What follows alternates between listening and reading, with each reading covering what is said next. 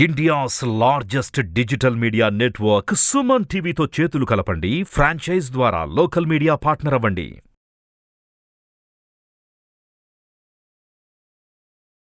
ఓం వాగర్ధావ సంపృక్తౌ వాగర్ధ ప్రతిపత్తయే జగతః పితరౌ వందే పార్వతీ పరమేశ్వరౌ ఆదిత్యాయ సోమాయ మంగళాయ బుధాయ చ గురుశుక్రశనిభ్యశ్చ రాహవే కేతవే నమః.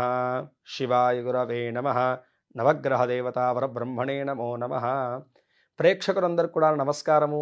నేను మీ హరిహర శర్మ.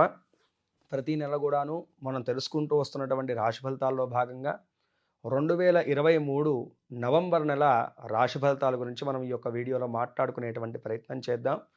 ఈ నెలలో మీ రాశి వారికి ఏ విధమైనటువంటి శుభయోగాలు అదృష్ట యోగాలు యోగించబోతున్నాయో, ఏ విధమైనటువంటి గ్రహదోషాలు వాటిల్లబోతున్నాయో, వాటికి తగినటువంటి పరిష్కార మార్గం ఏ విధంగా చేసుకుంటే మీకు శ్రేయోదాయకమైనటువంటి విషయాల గురించి సవిస్తరంగా ఈ యొక్క వీడియోలో మాట్లాడుకునేటువంటి ప్రయత్నం చేద్దాం.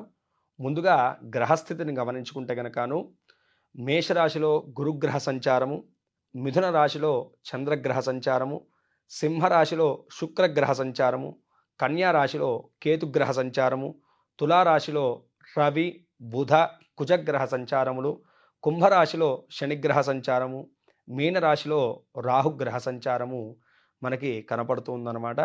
ఈ యొక్క గ్రహ సంచారాలను బట్టి మీ యొక్క రాశి వారికి ఈ నెలలో కలగబోయేటువంటి శుభ అశుభ యోగాలు అనేటువంటిది ఏ విధంగా యోగించబోతున్నాయో ఈ వీడియోలో మనం సవిస్తరంగా మాట్లాడుకునేటువంటి ప్రయత్నం చేద్దాం.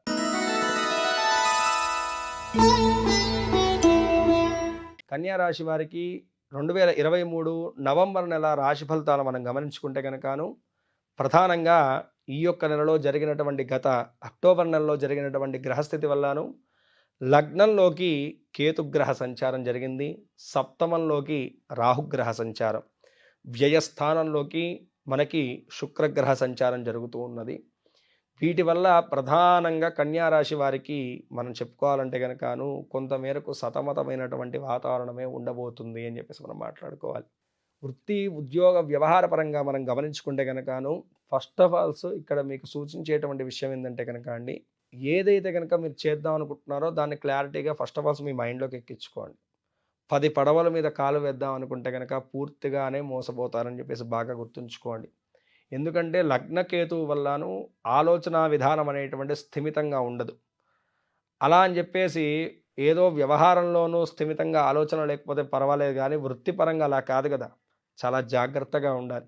మీరు తీసుకునేటువంటి ప్రతి ప్రణాళికలు కూడా సుస్పష్టంగా మీరు ముందే మనస్సులో అనుకుని బలంగా దాన్ని నిర్ణయించుకునేటువంటి ప్రయత్నం చేయడం వల్ల విజయం లభిస్తుందండి.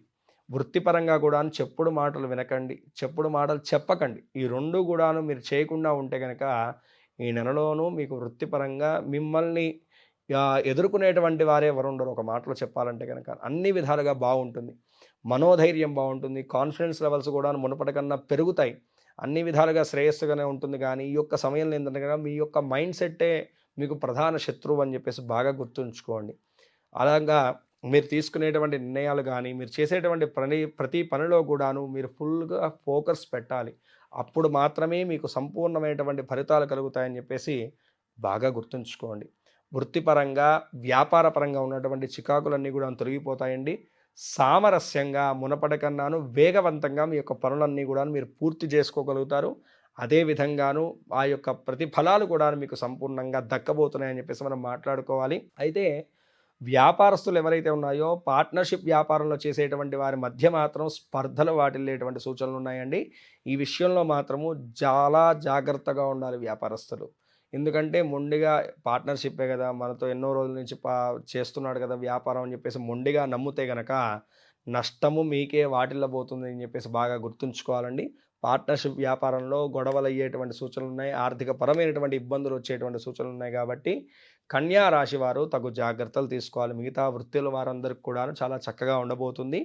అయితే సినీ రంగంలో మీడియా రంగంలో ఉన్నటువంటి వారికి మాత్రము కొంతమేరకు అవమానాలు కీర్తి నష్టము వాటిల్లేటువంటి సూచనలు ఉన్నాయండి.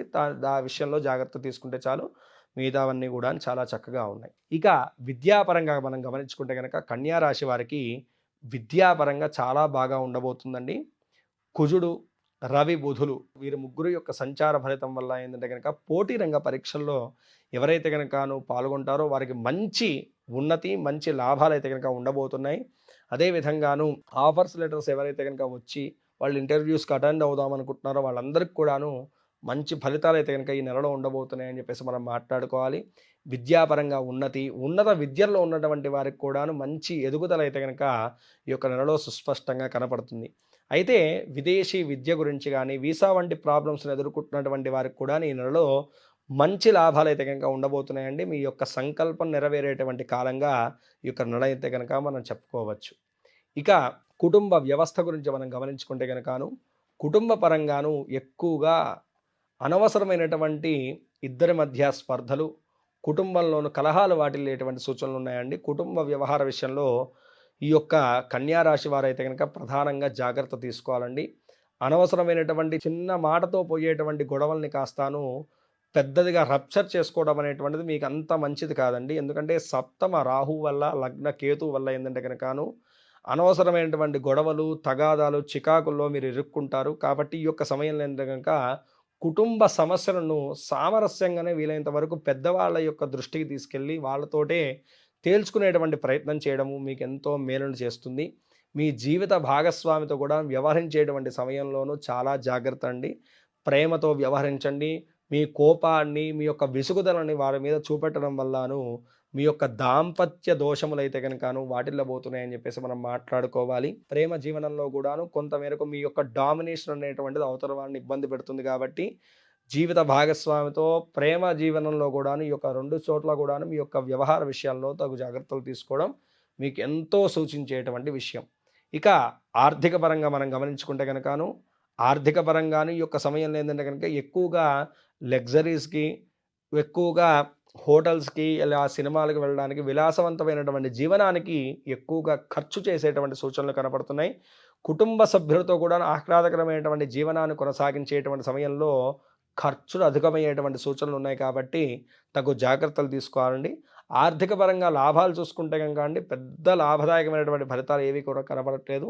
సామరస్యంగానే అనుకూలంగానే ఉంది. ఖర్చులు మాత్రం అధికమయ్యేటువంటి సూచనలు ఉన్నాయి. కాబట్టి తగు జాగ్రత్తలు తీసుకోవడం మంచిది.